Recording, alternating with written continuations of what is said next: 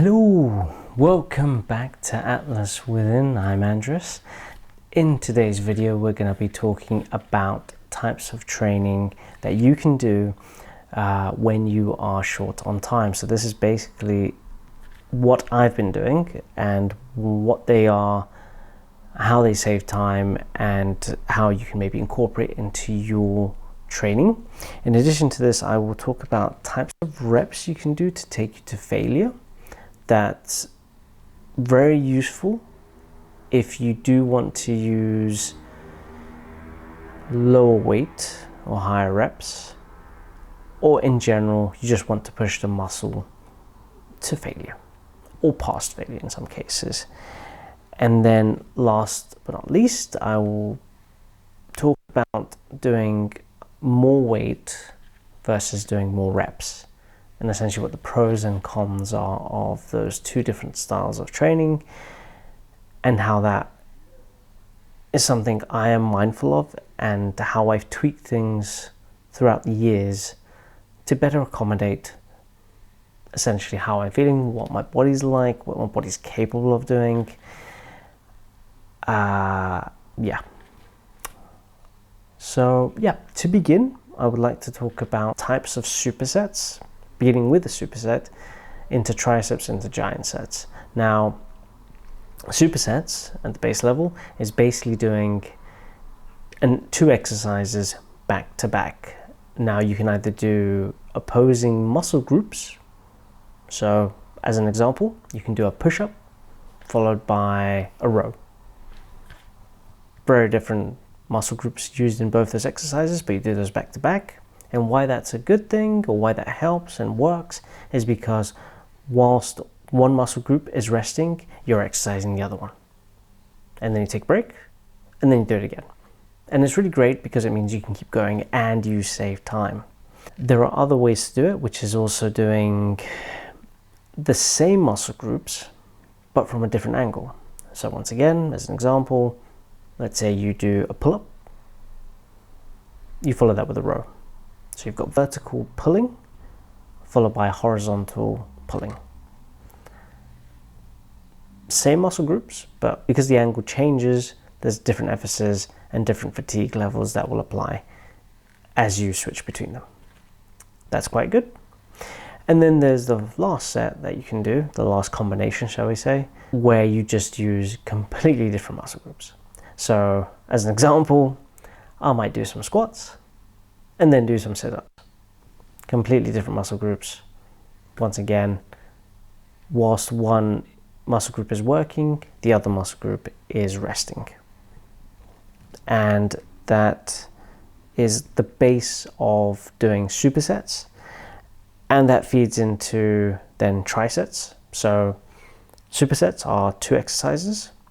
Trisets are 3 exercises. Once again, you do exercise A, then B, then C for 1 round, do it again. After that are giant sets.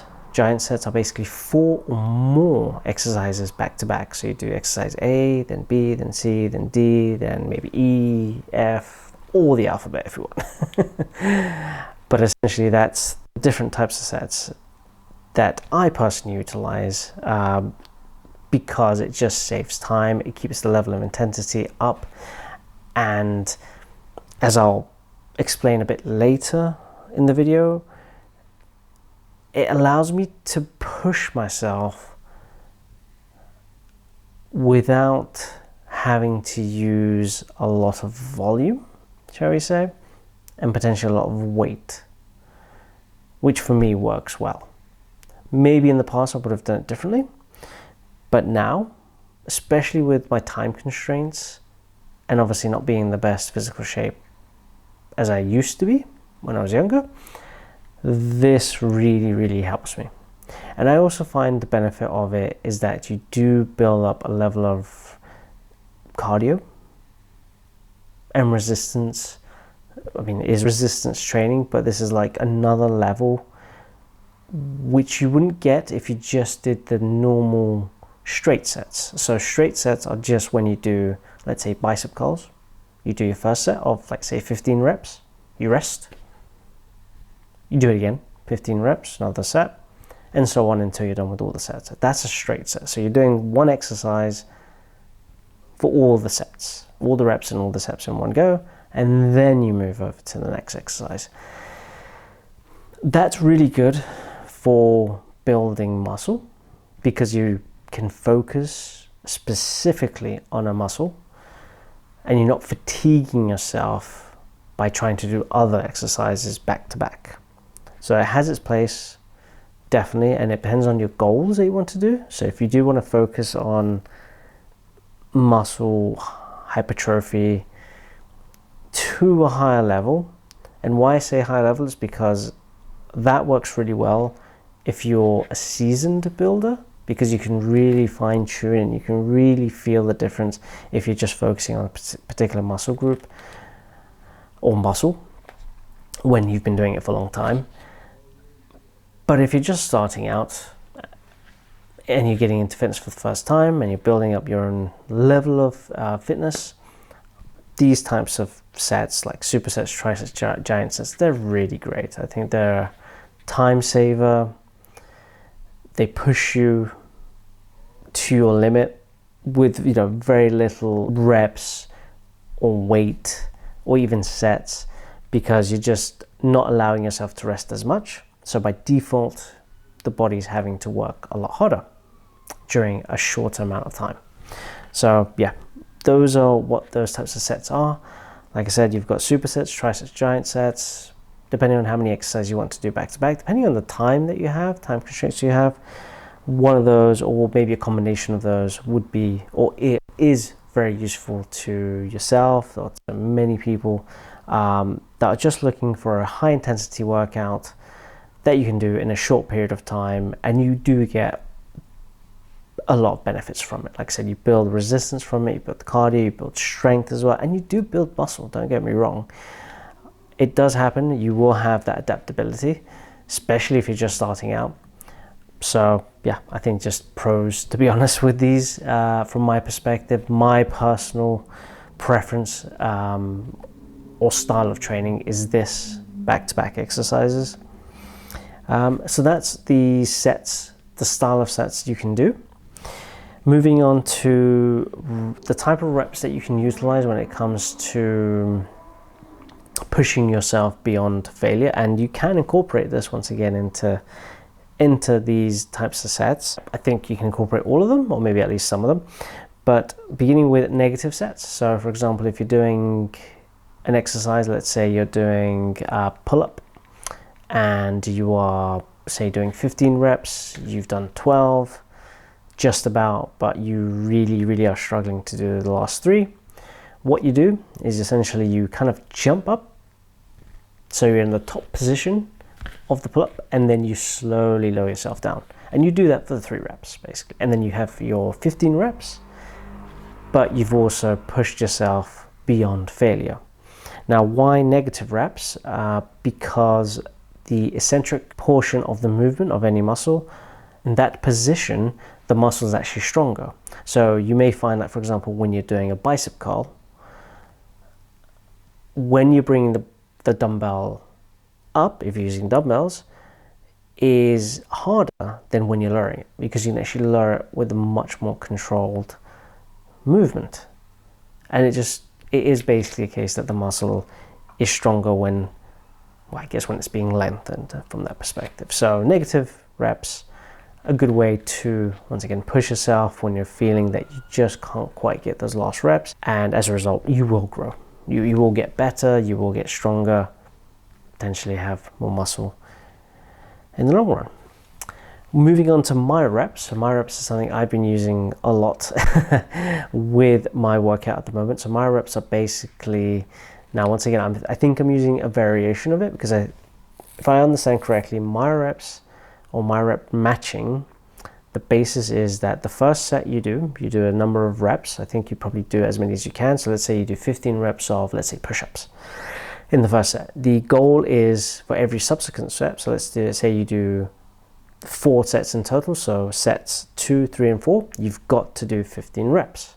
Now you might be able to do the second set okay, but maybe the third and fourth you struggle with, or you can't do them. So what you do is, let's say you do 5 reps On the third set, you have to stop, which is fine. You take a break for 10 seconds. You do maybe another 5 reps, take another break for 10 seconds, and then do the final 5 reps. So you've done 15 reps in total over 3 attempts. It still counts as the 1 set, but it's 3 attempts to do the reps. I'm essentially doing that. The only reason I think I'm doing a slight variation is because I actually know how many reps I want to do from the first set. I don't go to max effort on the first set. I just have my reps that I need to do. I will get them done, usually very comfortably. And then obviously throughout the following sets or the subsequent sets, I will do Myo-reps if I need to. Usually in the 4th set, which is the hardest one for me at the moment, I will probably take a break, maybe just 1 break. I do half the reps in one go, and then a break, and then the other half. So Myo-reps, very good. You can utilize that, like I said, to kind of push yourself beyond failure, but also complete the reps, get stronger, and it's just a nice tool to have in terms of training that you can utilize. The next example of being able to push yourself is doing partial reps. So this is where you no longer do full range of motion because you're not able to, but you basically do like half a rep. So in, let's say, a barbell bench press, potentially you will do, let's say you lower the barbell to your chest, you'll push it up about halfway, so no, you won't lock out, you'll push it up halfway and then bring it back down. And then do it again, halfway, and then bring it back down.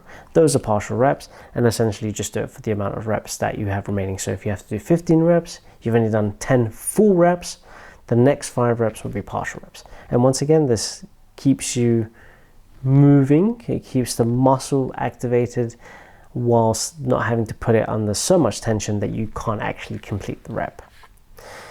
So those are partial reps. And finally, of course, assisted reps, which you can do with a partner, basically. So if you have a workout friend, buddy, whoever who's with you, they can essentially do or help you do assisted reps. Now, you may be thinking, oh, isn't that a spotter? Well, a spotter is there to protect you from obviously having weight fall on your head, back, whatever it is, whatever exercise you're doing.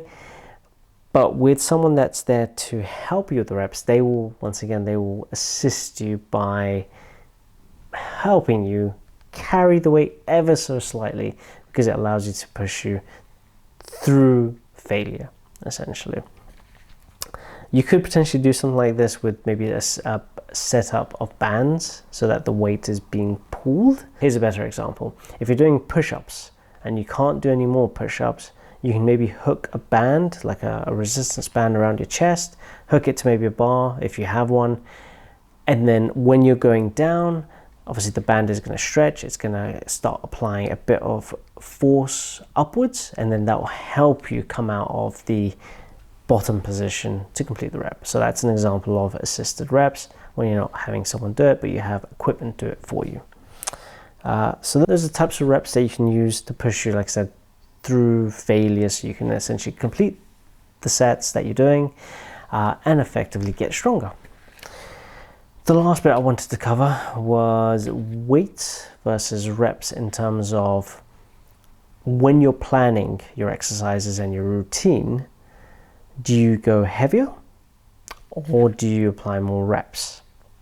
So when you add more weight, you're going to develop strength for it, you'll develop muscle for it, and like I said, it will allow you to generate a high level of force to move a certain amount of weight per movement or per rep, shall we say. Whereas with reps, you do get the muscle increase. It can also happen, I mean it does actually happen, maybe not to the same extent as weights, because I think with reps it's harder to push the muscle to the same level that you would with more weights, but you do develop more resistance depending how high you go with reps. So let's say if you start doing 20 to 30 reps, that becomes a bit more of a cardio session. It is still taxing the muscle, and the body, but you are now building a bit more resistance to being able to do that movement or exercise for a prolonged period, which is different to moving weight in one go for just a few repetitions. My take on it and my preference is these days to increase the reps, or essentially do something that makes it harder for me without necessarily increasing the weight straight away. Why do I do that? Because as I'm older, my joints aren't where they used to be, and doing an incredible amount of weights per exercise, per rep, per sets, all of that accumulates to just a large amount of volume that I don't think my body can handle, at least not with the type of nutrition I have and the type of rest I have. If I could just fully focus on fitness, maybe I could get away with it and I could actually really push myself. But being realistic, I prefer the reps because it's just kinda on the body. Now, I know it's not something that everyone likes doing. I think everyone prefers to do more weight because it's just more satisfying to be able to lift, let's say, if you're doing a deadlift, to lift 60 kilograms off the ground. That probably is actually a low amount, but let's say 100 kg then off the ground than it is to lift 40 kg off the ground. But then obviously the 100 is like 1 rep max, whereas the 40 kg is 15 reps, roughly speaking. So it's just, you know, from a record perspective, from a strength perspective, it doesn't feel as fulfilling. But like I said, it's just kind of on the joints, it's kind of on the body, depending on, you know, your level of fitness and obviously how old you are essentially, and what your body's like, because obviously if it's gone through quite a bit of bruising, quite a bit of wear and tear throughout the years, you are better off being a bit kinder to it by doing more reps. Now, based on videos I've seen, which are based on studies that are out there, you can actually build a muscle if that's something you are interested in doing, which I think most people are. But if muscle building is something you are always thinking about when it comes to rep ranges, according to the studies, at least the recent ones, the most recent ones, whatever they are, obviously I'm not an expert on it. I'm not going to say this is for sure. I haven't looked at any of these reports myself, but based on the videos, a number of videos I've seen online and for people that I would consider to know their stuff, a rep range between 5 and 30 reps in a set, you can actually build muscle using that. The sweet spots for me is about 10 to 15 reps. I find that to be pretty good. I have gone as high as 20 reps before. Actually, no, I lie. I once upon a time, many years ago, went as high as I think 70 reps on, I can't remember which exercise it was. I think it was a chest exercise doing with bands. So yeah, that was hard. I don't recommend it unless you really, really want to go and try a high rep type of workout.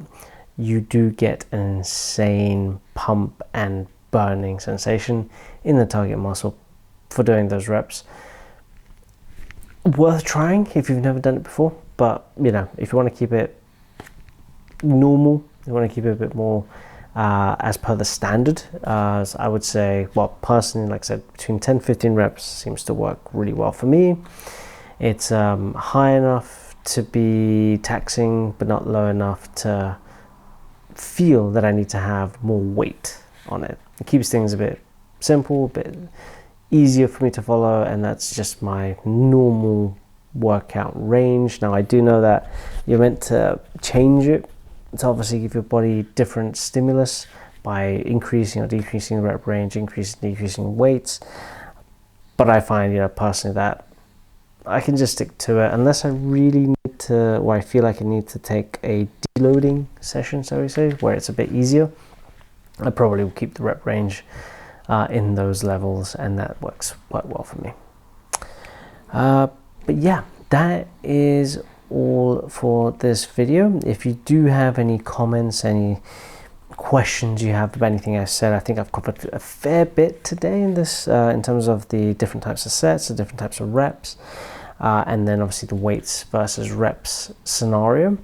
If there's anything you want to know in regards to that or want to ask, obviously do leave a comment. I'll be more than happy to reply back to you, or potentially put it into another Q&A video to really kind of go into more detail on any subject or any question you have regarding this. So thank you very much for watching. Hopefully catch you on the next one. Have a good one. Bye.